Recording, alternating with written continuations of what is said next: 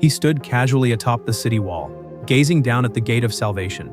After the apocalypse struck, this city became humanity's last hope. A single towering wall divided two completely different worlds. Outside, countless terrifying zombies wandered aimlessly. These horrifying creatures had destroyed every major city in just a matter of days. They were extremely sensitive to sound and capable of astonishing speed. Once they locked onto a target, there was nowhere for a human to run. Inside the wall, the rescued survivors sang in celebration of their new beginning, as if the disaster had never happened. No one noticed when several zombies suddenly froze in place, as if summoned, before charging wildly toward the wall. They climbed over one another, stacking their bodies higher and higher. In mere seconds, humanity's once proud wall was already on the verge of collapse. As the singing grew louder, Rain finally sensed something was wrong. He quickly ordered the soldiers to intervene, but it was already too late. Zombies leapt down from the wall, and the dense horde surged straight into the crowd. Jerusalem, once hailed as the city of hope, had now become a living hell. The soldiers mounted their machine guns and fired relentlessly, but against such an overwhelming horde, their efforts barely made a dent. Even those who were bitten rose again within seconds, joining the swarm in its hunt. Realizing the situation was beyond control, the commanding officer immediately assigned a squad to escort Rain to safety. While fleeing, Rain suddenly witnessed something deeply unsettling. An elderly man stood dazed in the middle of the horde, yet every zombie instinctively avoided him. Rain had no time to think. Acting on instinct, he ran with the crowd as screams rang out behind him. To make matters worse, several zombies leapt down from the rooftops and crashed into their formation. Amid the chaos, a soldier was seized by the zombies. Refusing to drag his comrades down with him, he pulled the pin on a grenade and went down with them.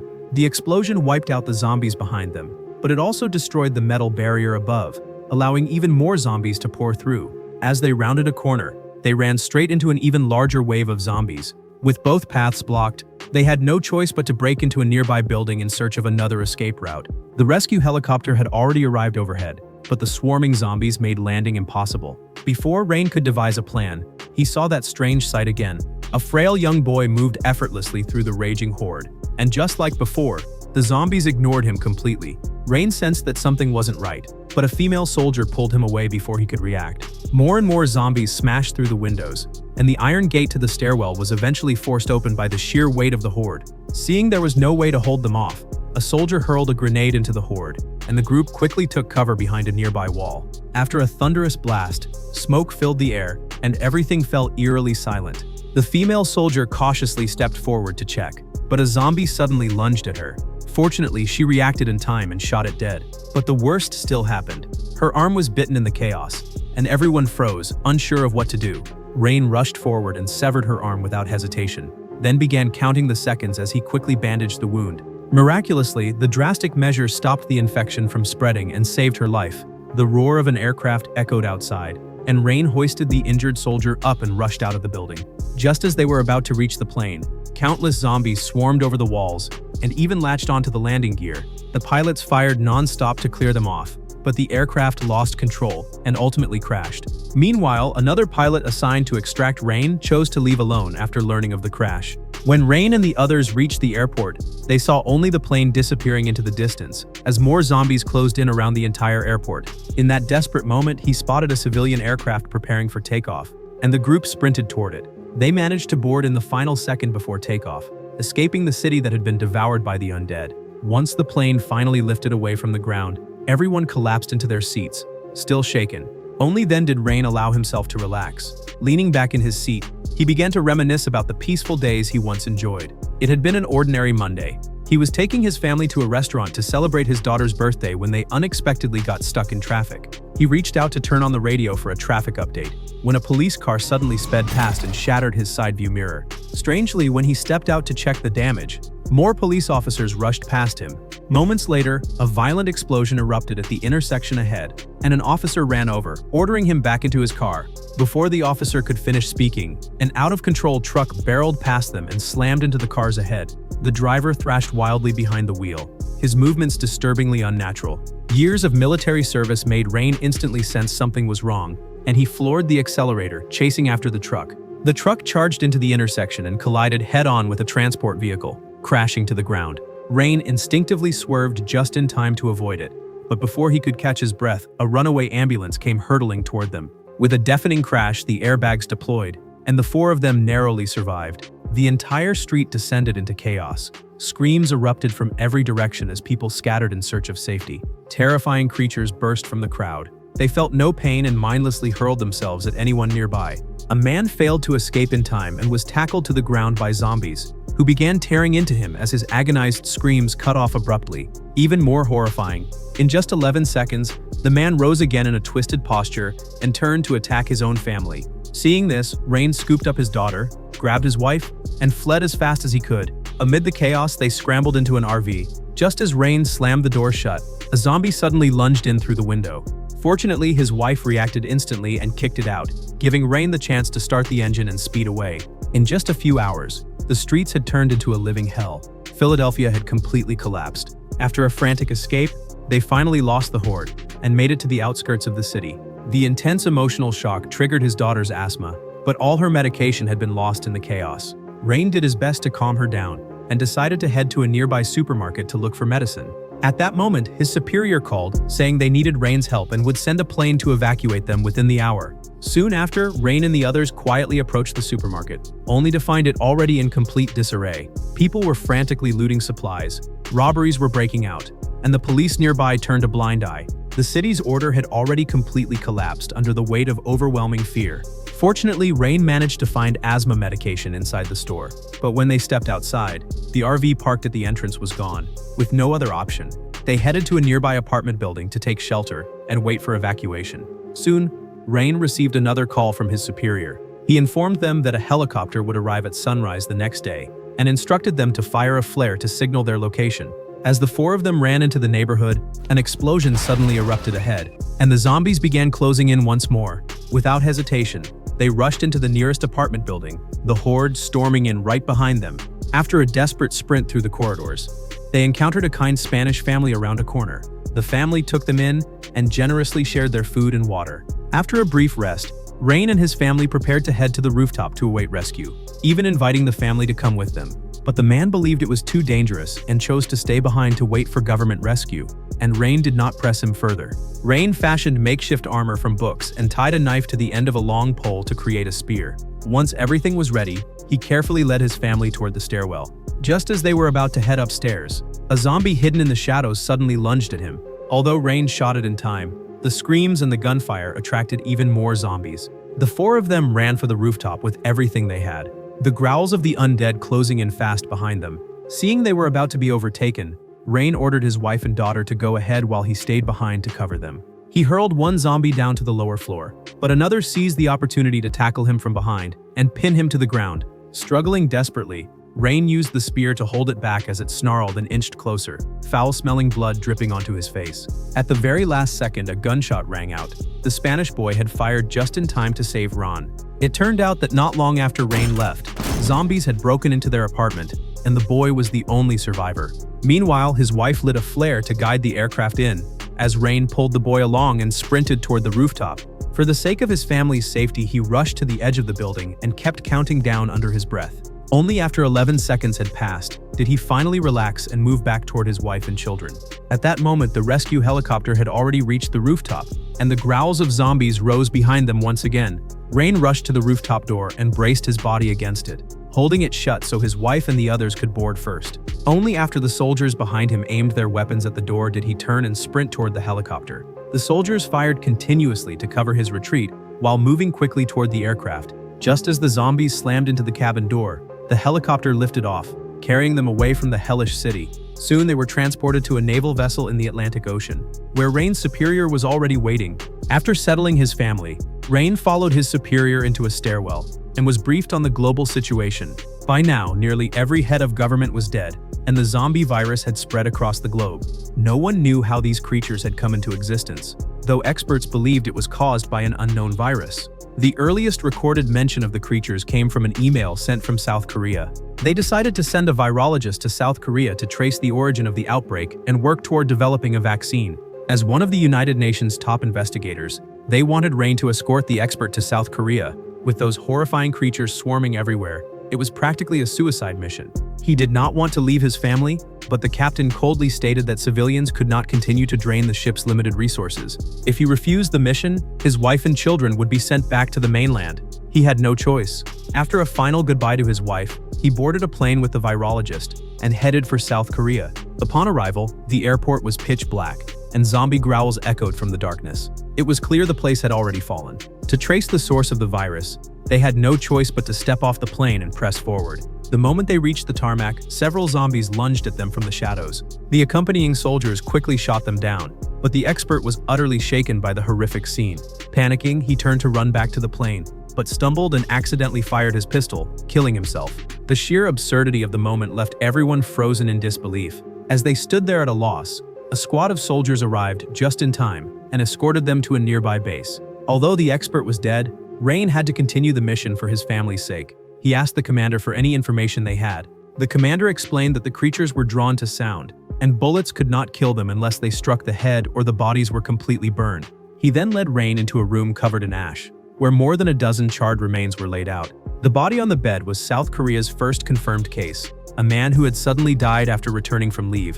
While a military doctor was examining the cause of death, the man suddenly opened his eyes and bit him, triggering the entire catastrophe. No one knew who he had come into contact with or how he had contracted this virus in the first place.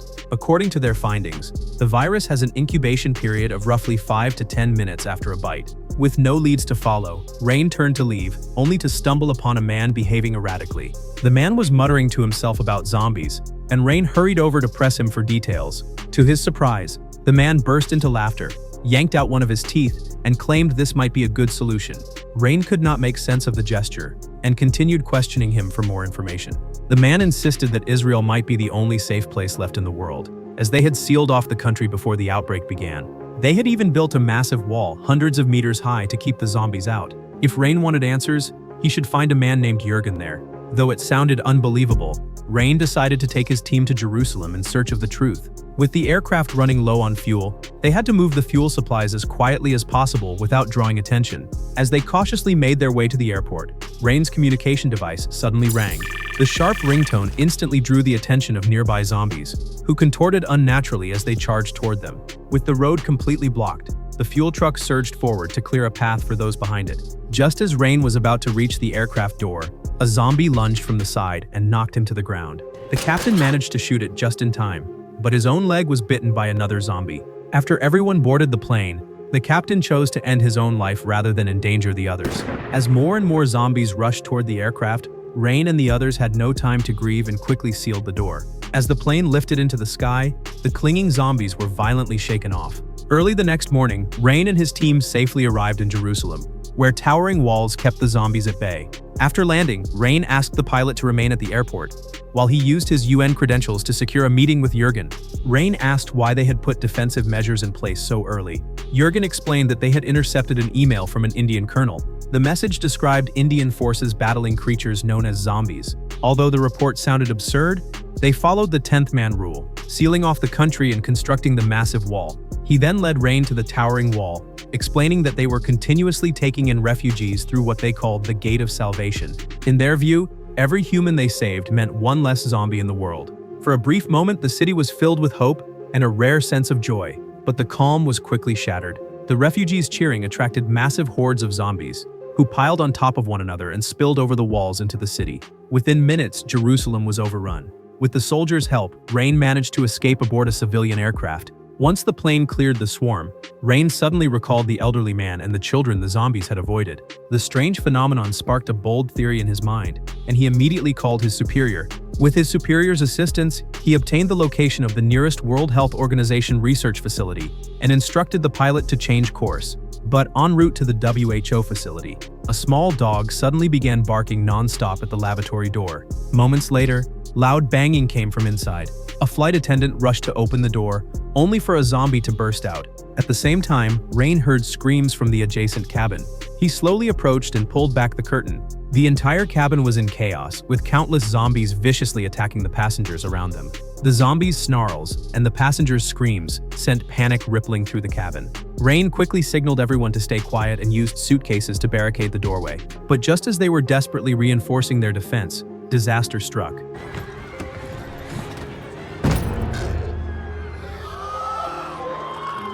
All the zombies suddenly twisted their bodies and lunged at them, piling onto the passengers and tearing into their flesh. Everyone scrambled toward the rear of the cabin in panic, but trapped inside the sealed aircraft, They had nowhere left to run. Seeing the situation spiral out of control, Rain ripped a grenade from the policewoman's vest and hurled it without hesitation.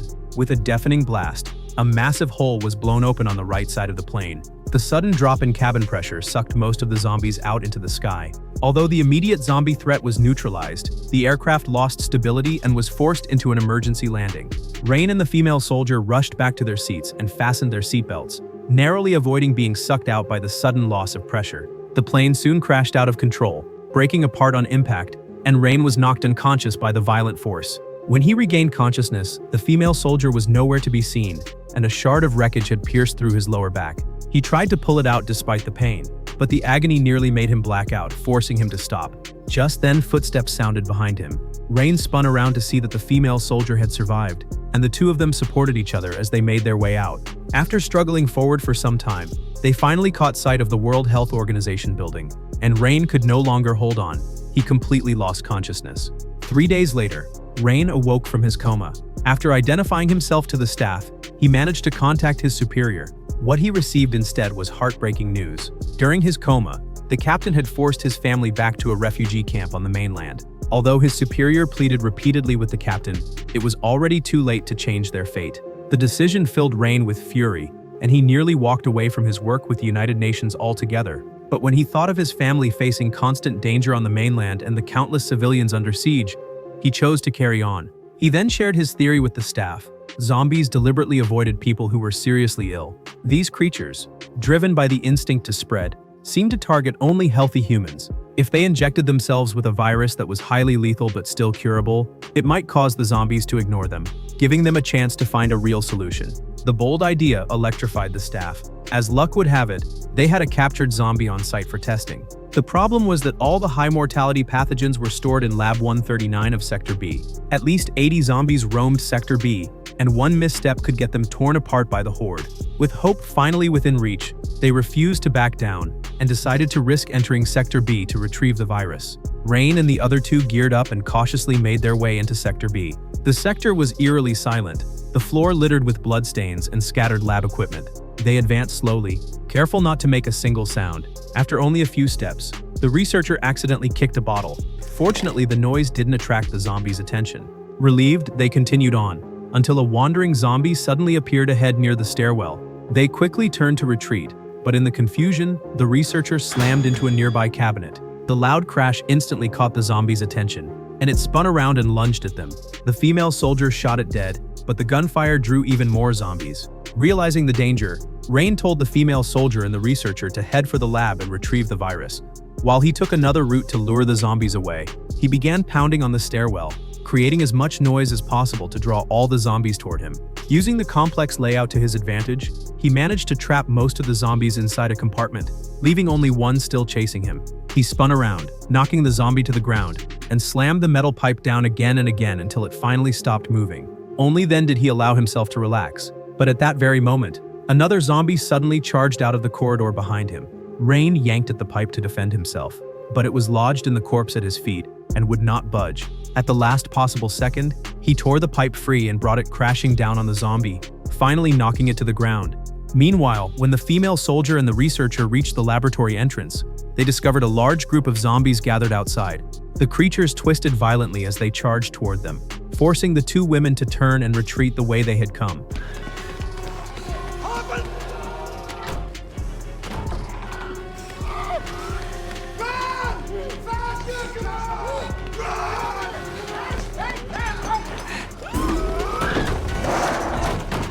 At the critical moment, they managed to slam the door shut, sealing all the zombies outside. Meanwhile, through sheer luck, Rain stumbled into Lab 139. Not knowing the specific effects of each virus, he packed every vial he could find into a metal case. Just as he turned to leave, a zombie had somehow appeared at the lab entrance, staring at him without blinking. Worse still, even if he managed to kill this one, a massive horde was waiting at the entrance to Sector A. With every escape route completely cut off, a reckless decision took shape in his mind. He decided to inject himself with the virus to test his theory, and found a syringe inside the lab. He had no idea whether the injection would actually make the zombies ignore him.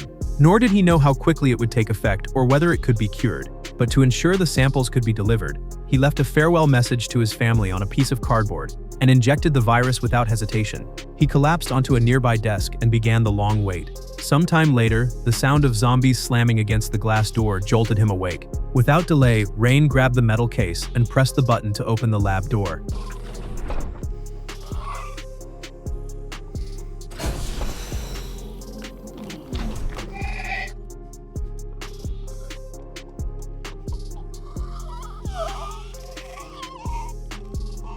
Just as he had hoped, the zombies merely sniffed the air and wandered off, as if he did not exist. Relieved, Rain turned and headed towards Sector A. On his way, he smashed a nearby vending machine, creating a thunderous noise. The horde at the entrance roared and rushed straight at him, only to brush past him without attacking. Back in Sector A, the researchers cured the virus in his system, and he was finally able to reunite with his family at the refugee camp. Soon, the World Health Organization developed a camouflage vaccine and distributed it across the globe. At last, humanity had a way to defend itself against the zombies, and could launch a counterattack without fear. This terrifying apocalypse had finally reignited humanity's hope for survival.